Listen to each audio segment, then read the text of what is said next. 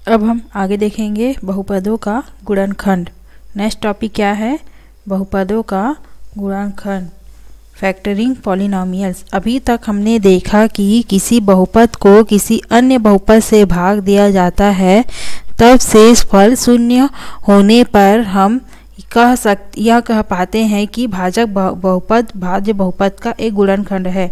जब शेष फल शून्य होता है तब हम कहते हैं कि भाजक बहुपद भाज्य बहुपद का एक गुणनखंड है, ये कह सकते हैं। इससे हम बहुपद में गुणनखंड नहीं ढूंढ सकते, इससे हम बहुपद के गुणनखंड नहीं ढूंढ सकते। तो हम उन बहुपदों तक कैसे पहुँचे जो किसी बहुपद के गुणनखंड हैं? हम बहुपदों के प्रकार के आधार पर उनके गुणनखंड प्राप्त करते हैं। हम यहाँ एक घातीय द्विघातीय बहुपदों के गुणनखंड की चर्चा करेंगे। जिसका एक घात हो, जिसका दो घात हो, इन सभी बहुपदों का क्या करेंगे? गुणनखंड का पर चर्चा करेंगे। किसी संख्या का गुणनखंड करने का अर्थ है उसे ऐसे अभाज्य गुणनखंडों में तोड़ना होता है जिनका किसी संख्या का गुणनखंड, कोई भी संख्या है, 24 हो गया, 25 हो गया, इसका गुणनखंड करने का अर्थ है कि इसे ऐसे अभाज्य गुणनखंडों में तोड़ना जिनका गुणा करने पर पुनः वही संख्या प्राप्त हो। जैसे कि 6 × 4 करेंगे तो हमें 24 मिलेगा। तो हम क्या कर सकते हैं? इस 24 को दो ऐसे संख्याओं के में तोड़ सकते हैं, 6 और 24 में, कि हमको उस गुणा करने पर वही संख्या प्राप्त हो। 6 के गुणनखंड 2 × 3 के बारे में विचार करते हैं। 6 को हम 2 × 3 भी लिख सकते हैं, 2 तिया 6। तो 6 के गुणनखंड कौन कौन सी संख्या हो गए? 2 और 3। 6 को यहाँ 2 और 3 के अभाज्य गुणनखंड के रूप में लिखा गया है, जिनका गुणनफल है 6। 2 और 3 दो ऐसे अभाज्य गुणनखंड हैं जिनको गुणा करने से हमें क्या मिलेगा? 6। इसी प्रकार 12 को भी लिख सकते हैं अभाज्य गुणनखंड, मतलब कि जो ऐसी संख्या में तोड़ना है जिसका भाग ना हो, जो स्वयं से भाग जाए या फिर 1 से भाग जाए। ऐसे गुणनखंडों, ऐसे संख्याओं को क्या कहेंगे? अभाज्य संख्या। तो ऐसी अभाज्य संख्या के गुणनखंड से हमें उन संख्याओं को तोड़ना है। जैसे 12 को 2 × 2 × 3, 2 दूनी 4 तिया 12। इसी प्रकार जब हम किसी बहुपद के गुणनखंड की बात करते हैं तो उसका आशय होता है कि बहुपद को ऐसे सरल बहुपदों के रूप में तोड़कर लिखना जिन्हें गुणा करने पर फिर वही बहुपद मिल जाए। हम गुणनखंड करते हैं, हम किसी बहुपद का जब गुणनखंड करते हैं तो उसका ऐसा होता है कि बहुपद को ऐसे सरल बहुपदों में, 2 नहीं, 2 से अधिक भी हो सकता है, ऐसे सरल बहुपदों में हमें तोड़ना है, जिसे अभाज्य गुणनखंडों में तोड़ना है, जिसे तोड़कर लिखना है जिसका गुणा करने पर फिर वही बहुपद प्राप्त हो, बहुपदों के गुणनखंड करने के कुछ तरीके हैं। बहुपदों के गुणनखंड करने के कुछ तरीके हैं, जैसे हम कभी उभयनिष्ठ बहुपद पहचान कर गुणनखंड करते हैं तो कभी निम्नलिखित सर्वसमीकाओं से। अच्छा, यहाँ पे कुछ सर्वसमीका मतलब कि कुछ फॉर्मूले दिए हुए हैं। पहला, दूसरा, तीसरा। a + b का होल स्क्वायर बराबर क्या होता है? a + b का होल स्क्वायर बराबर a² + 2ab + b का स्क्वायर। ये हमने कक्षा 9 में भी पढ़ा है इन सर्वसमीकाओं को। a - b का होल स्क्वायर बराबर a² - 2ab + b²। इसी के जैसे है, बस यहाँ पे a² के बाद माइनस लग जाएगा a - b का होल स्क्वायर में, और a² - b² होता है क्या? a + b, a -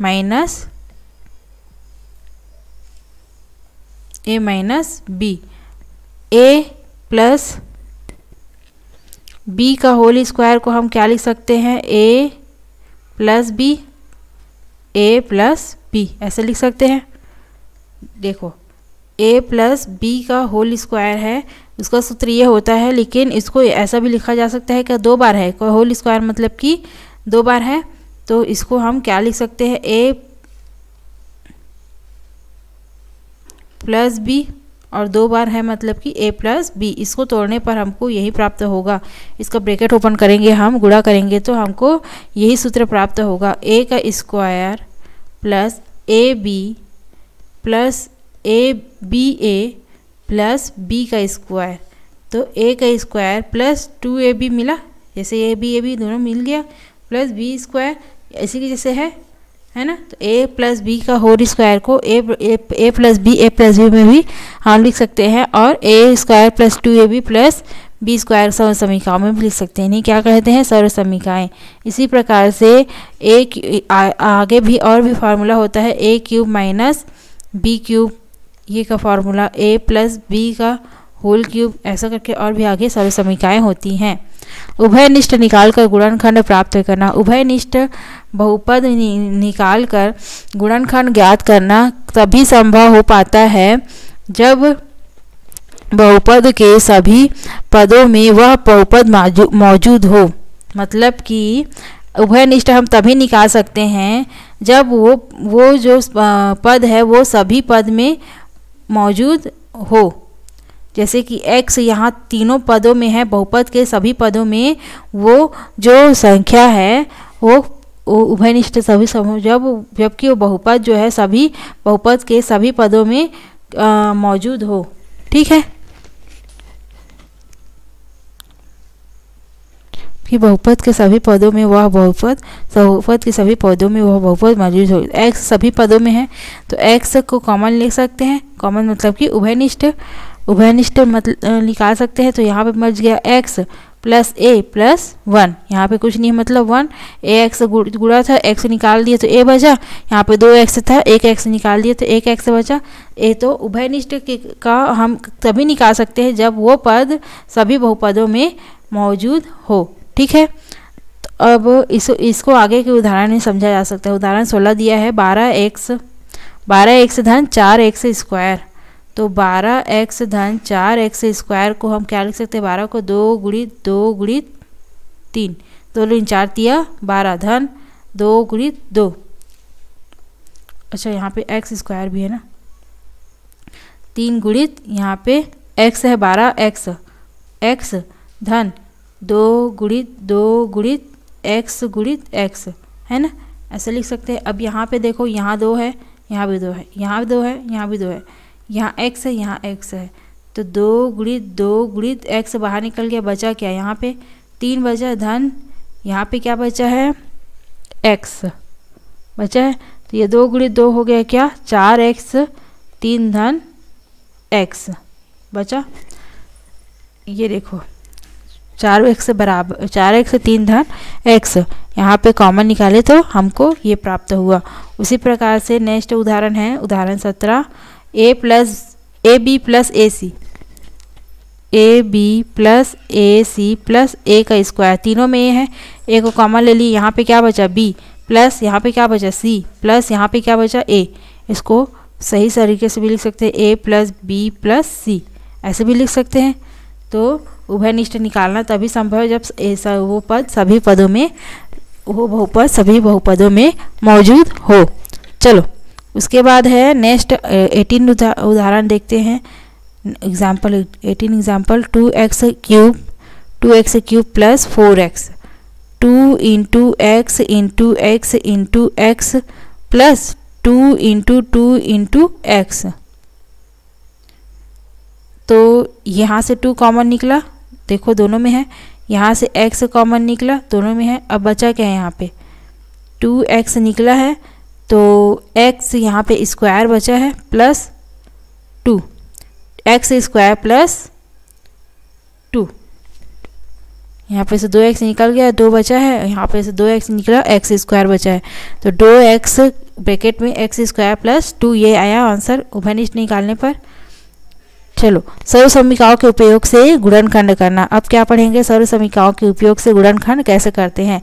पहले उभयनिष्ठ निकाल कर किए। उभयनिष्ठ तभी संभव है जब सभी में उपपद कॉमन हो। अगर कोई ऐसा बहुपद हमको प्राप्त हो जाता है जिसमें गुणनखंड में उभयनिष्ठ बहुपद पहचान कर गुणनखंड पता नहीं कर सकते, तब देखते हैं तब क्या है, सर्वसमीकाओं के उपयोग से हम गुणनखंड को प्राप्त करते हैं। क्या आप x square minus 4x square plus 6x plus 9x square plus 5x plus 6 के गुणनखंड में उभयनिष्ठ बहुपद पहचान कर गुणनखंड पता कर सकते हैं क्या?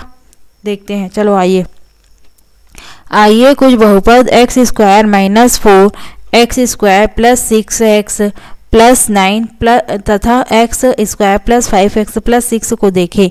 इनमें से प्रत्येक बहुपद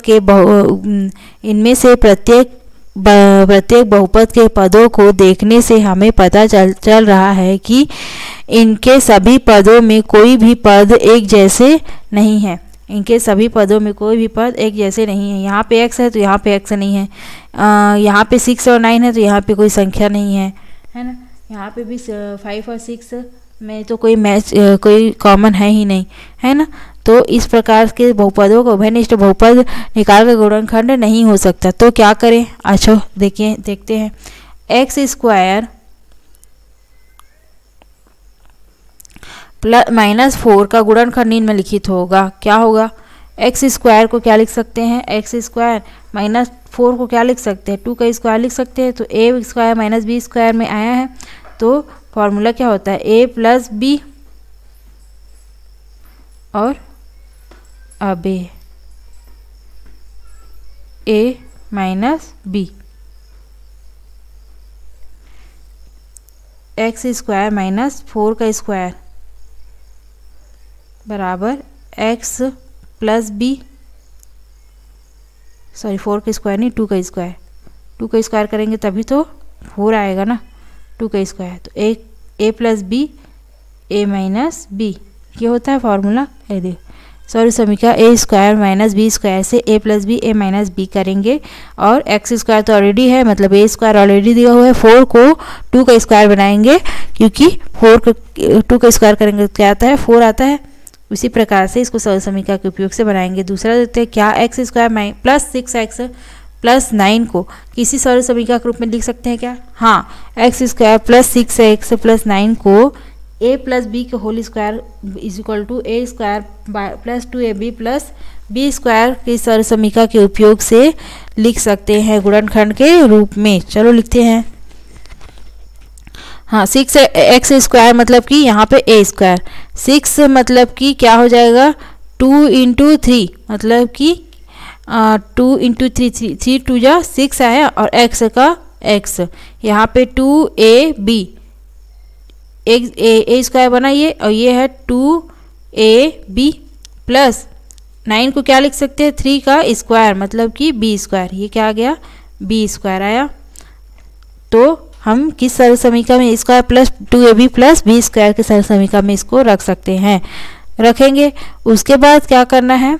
इसको क्या लिख सकते हैं? यहाँ पे ये हो गया a square plus 2ab plus B का स्क्वायर। तो a square minus a square plus a plus B का होल स्क्वायर लिख सकते हैं। ए क्या है यहाँ पे? ए बराबर है x और b बराबर है 3। ए बराबर है x, b बराबर है 3। x प्लस 3 का होल स्क्वायर लिख सकते हैं। b की जगह में देखो 3 है, b का स्क्वायर किया है, तो x a की जगह में x है, तो a प्लस b का होल स्क्वायर मतलब x प्लस 3 का होल स्क्वायर। इसको इस प्रकार से भी लिख सकते हैं, इसको इस प्रकार से भी लिख सकते हैं। x प्लस 3 का होल स्क्वायर को x प्लस 3 है ना, गुणनखंड के रूप में x प्लस 3 भी लिख सकते हैं। करके देखें, चलो करके देखते हैं। क्या दिया हुआ है? X square minus 16। तो एक्स स्क्वायर 16 को क्या लिख सकते हैं? 4 के स्क्वायर लिख सकते हैं। तो a square minus B square में आ गया, 4 चौक 16, तो 4 के स्क्वायर आएगा। 16 क्या है? 4 के स्क्वायर लिख सकते हैं इसको। तो a square minus B square में आ गया, तो ए प्लस बी ए माइनस बी, है ना। ए प्लस बी ए माइनस बी वाले गुणनखंड में ये टूटेगा, पहला वाला। उसके बाद दूसरा दिया हुआ है 4x² माइनस 20x प्लस 25।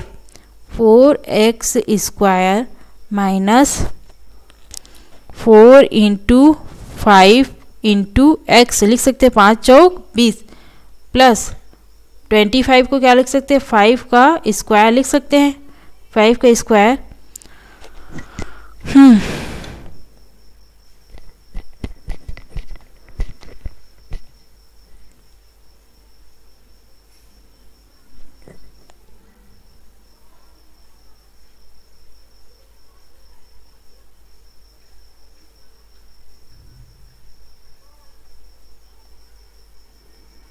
ये क्या है, 4 को क्या लिख सकते हैं 2 का स्क्वायर लिख सकते हैं, 4 को 2 का स्क्वायर कर देंगे और तो यहाँ पर से a क्या हो जाएगा 2 इंटू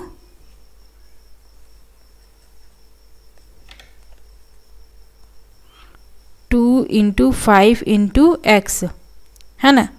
तो इसको ऐसे लिख सकते हैं 2x का whole square, 2 square plus into x square को 2x का होल स्क्वायर और 2 इंटू 5 इंटू x, 5 दूनी 10 दूनी 20 प्लस 5 का स्क्वायर। अब क्या है फॉर्मूला में बैठ रहा है, ये पूरा a है, 2x जो है a है, a is equal to 2x और b इज इक्वल टू क्या है 5। तो ये कौन से फॉर्मूले में बैठा, a² minus 2ab plus b² में, है ना। तो इसको क्या लिख सकते हैं 2ab मतलब कि 2 गुणित a कौन सा है 2x है और b कौन सा है 5 है ना। तो एक a क्या है यहाँ पे 2x प्लस माइनस 5 का होल स्क्वायर, इसका गुणनखंड करेंगे तो हमको क्या मिलेगा 2x माइनस 5 का होल स्क्वायर। इसको ऐसे भी लिख सकते हैं 2x माइनस 5 और 2x माइनस 5, 2 बार भी यहाँ पे इसको लिख सकते हैं। उसके बाद देखते हैं ax² plus bx plus c के रूप में बहुपद के मध्य पद को तोड़कर गुणनखंड ज्ञात करना। पुनः हम x² प्लस 5x प्लस 6 के गुणनखंड पर विचार करते हैं। क्या किसी सरल समीकरण के रूप में इसे लिख कर इसका गुणनखंड कर सकते हैं क्या, देखते हैं आगे। आप देखेंगे कि इस बहुपद को किसी भी सरल समीकरण में ज्ञात नहीं किया जा सकता, क्योंकि नहीं दर्शा पा रहे हैं, क्योंकि क्या है x² और 6 को क्या लिख सकते हैं, 6 को किसी का कोई का स्क्वायर नहीं होता है ना, 2 3 6 होता है, लेकिन 6 क्या है किसी का स्क्वायर, यहीं पे 9 रहता तो 3 का स्क्वायर लिख सकते हैं, 4 रहता है तो 2 का स्क्वायर लिख सकते हैं। तो 6 को किसी का स्क्वायर मतलब कि बी पार्ट नहीं बना सकते, इसलिए इसको किसी भी सरल समीकरण में नहीं दर्शाया जा सकता। इस प्रकार के बहुपद को गुणनखंड करने के लिए हमें क्या करना पड़ता है, उनके मध्य पद को 2 ऐसे भागों में तोड़ने की जरूरत होती है जिसका योग तो मध्य पद के बराबर हो, लेकिन उनका गुणनफल बहुपद के प्रथम एवं अंतिम पद के गुणनखंड के बराबर हो, गुणनफल के बराबर हो। मध्य पद को ऐसे 2 संख्याओं में तोड़ना है जिसका योग तो 5 ही हो, मतलब कि 2 संख्याएं 2 और 3 हैं, इन दोनों को जोड़ने पर हमें 5 मिलेगा, लेकिन इसी 2 और 3 को इन्हीं 2 शब्द को गुणनफल क्या हो जाएगा 6, और इसके मध्य पद और अंतिम पद का गुणनफल क्या है 1 इंटू 6 इज इक्वल टू 6। ये दोनों क्या होने चाहिए बराबर। इन दोनों ये जो संख्या है जिनमें हमने तोड़ेंगे उनका गुणनफल और इसके मध्य पद और अंतिम पद के गुणनफल बराबर होना चाहिए। ऐसे 2 भागों में तोड़ना है जिनके तोड़ने की जरूरत पड़ती है, जिनका योग तो मध्य पद के बराबर हो, जोड़ने से तो 5 आना चाहिए, और लेकिन उनका जो गुणनफल हो वो बहुपद के प्रथम पद एवं अंतिम पद के गुणनफल के बराबर हो। प्रथम पद यहाँ पे x के सामने कुछ नहीं, मतलब x है, 1 है, और 1 गुणित 6 करेंगे तो क्या मिल जाएगा 6 मिलेगा, और 3 दूनी 6 होता है।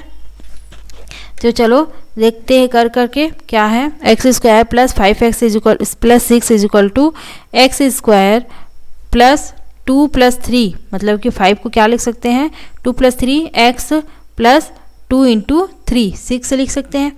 चलो अब इसको क्या करेंगे, इन दोनों को जोड़ेंगे और ये दोनों क्या है गुणा, 2 3 6 होता है और 6 का 6 भी होता है। तो दो वैसी संख्याएं कौन कौन सी मिली हमें, 2 और 3। अब इसको ब्रैकेट को ओपन करेंगे, 2x x square plus 2x plus 3x plus 3 into 2 3 into 2 6 आएगा। चलो उसके बाद क्या करना है, अलग अलग से सबको जोड़ी बना कर रखना है। इसको जोड़ी बनाए, इसको जोड़ी बनाए। यहाँ पर से क्या मिला x, यहाँ पर से कॉमन क्या मिला x प्लस 2 है। यहाँ पर से 3 निकाल लिए कॉमन, इसमें से 3 निकाले, इसमें से 3 निकाले, x बचा है और 2 बचा है।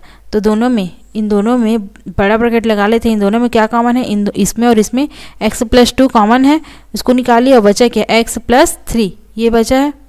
चलो इस तरीके को सीखने के लिए हम निम्नलिखित व्यंजन का उपयोग करते हैं। एक और व्यंजक यहाँ पे दिया हुआ है, इस तरीके को समझना है तो x plus alpha x plus beta is equal to क्या होता है, ये भी एक फार्मूला है, X square plus alpha plus beta x plus alpha beta. यहाँ पे एक्स स्क्वायर a की जगह में क्या है 1, b के जगह में क्या है alpha plus beta and c के जगह में क्या है अल्फ़ा इंटू बीटा, है ना। 1 into x square plus alpha plus beta plus x plus alpha beta, x plus alpha और एक्स प्लस बीटा के गुणनखंड के रूप में प्राप्त व्यंजक को a x square plus b x plus c के रूप में लिख सकते हैं। तब हम देखते हैं कि यहाँ पे ए क्या है 1, बी क्या है अल्फ़ा प्लस बीटा, इससे और इसको कंपेयर करना है, इसको और इस वाले व्यंजक को कंपेयर करना है। तो हमको मिल जाएगा ए और बी और सी का मान, है ना। सी के जगह क्या है alpha plus beta, alpha beta, alpha into beta, a x square plus b x plus c के रूप के किसी बहुपद का गुणनखंड प्राप्त करने के लिए प्रथम पद एक्स स्क्वायर के गुणांक ए व अंतिम पद सी का गुणा करते हैं के रूप में किसी बहुपद का गुणनखंड प्राप्त करने के लिए ए इंटू सी करते हैं।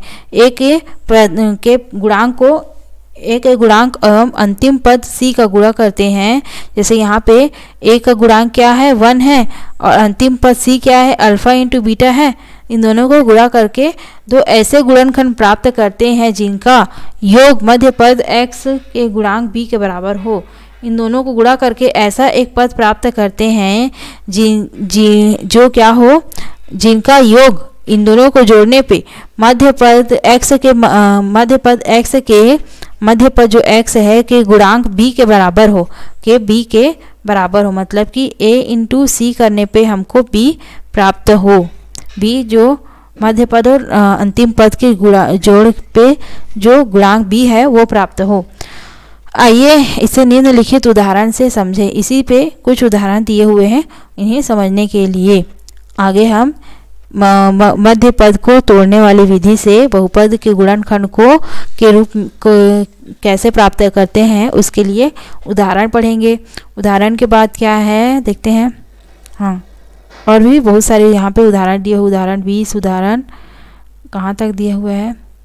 हाँ, उसका प्रश्नावली 3 है, कुछ उदाहरण दिए हुए हैं, उसका प्रश्नावली इसी बहुपद के मध्य पद को तोड़कर गुणनखंड कीजिए पे उदाहरण प्रश्नावली दिया हुआ है, इसे पढ़ेंगे आगे की वीडियो में।